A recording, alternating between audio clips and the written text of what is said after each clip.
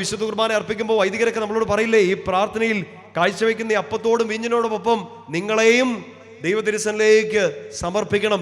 സമർപ്പിക്കുന്ന സമയത്ത് എന്താ സംഭവിക്കുക? ബലിയർപ്പിക്കുന്ന എന്നെ, എൻ്റെ കുറവുകളെ, എൻ്റെ സങ്കടങ്ങളെ, എൻ്റെ ശരീരത്തെ എല്ലാം ഈശോ എടുക്കുന്നു. പറഞ്ഞേ ഹല്ലേലൂയ. കേൾക്കുന്നുണ്ടോ? നിങ്ങൾ എടുക്കുന്നുണ്ടെന്ന്, സങ്കടപ്പെടല്ലെന്ന്. ആരെടുത്തിട്ടുണ്ട് ചേച്ചി? ആരെടുത്തിട്ടുണ്ട്? ഈശോ എടുത്തിട്ടുണ്ട്. എടുത്തിട്ടുണ്ടെന്ന് വെച്ചാൽ എന്നെ ഈ 70-80 കിലോ എടുത്തെന്നല്ല, എന്നെ പൂർണ്ണമായിട്ട് എൻ്റെ സങ്കടങ്ങളും എൻ്റെ സ്വപ്നങ്ങളും എല്ലാം ഈശോ എടുത്തിട്ട് എന്താ ചെയ്യുന്നേ? അവൻ വാഴ്ത്തി ആശീർവദിക്കുകയാണ്. നാട്ടുകാർ പറഞ്ഞു, വീട്ടുകാർ പറഞ്ഞു, നാശം, ശാപം കൊള്ളത്തില്ല. നമ്മൾ തന്നെ ചങ്കത്തടിച്ച് പറഞ്ഞു, ഈ ജീവിതം പോയി, ഒന്നിനും കൊള്ളത്തില്ലാത്തൊരു ജീവിതം, കൊള്ളത്തില്ല, ഒന്നിനും കൊള്ളത്തില്ല.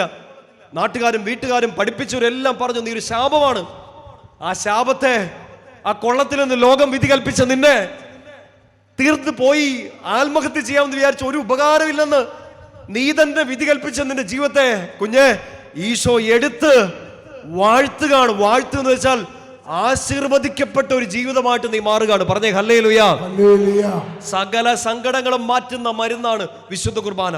സകല ശാപങ്ങളെ അഴിച്ചു മാറ്റുന്ന മരുന്നാണ് വിശുദ്ധ കുർബാന. മനുഷ്യരുടെ വാക്കുകളോ പിശാചിന്റെ കൂരമ്പുകളോ, ഇനി നിങ്ങളുടെ തന്നെ വാക്കുകൾ, ചിന്തകൾ നിങ്ങളെ ശപിച്ചിട്ടുണ്ടെങ്കിൽ ആ ശാപത്തിന്റെ പുഴുക്കുത്തുകളെ മുഴുവൻ അഴിച്ചു മാറ്റാൻ ഈശോയുടെ ആശീർവാദം മതി. ആ ആശീർവാദം സംഭവിക്കുന്നത് വിശുദ്ധ കുർബാനയിലാണ്. അവൻ നിന്നെ എടുത്ത് വാഴ്ത്തി ആശീർവദിക്കുന്നു. പറഞ്ഞേ ഹല്ലേലൂയ.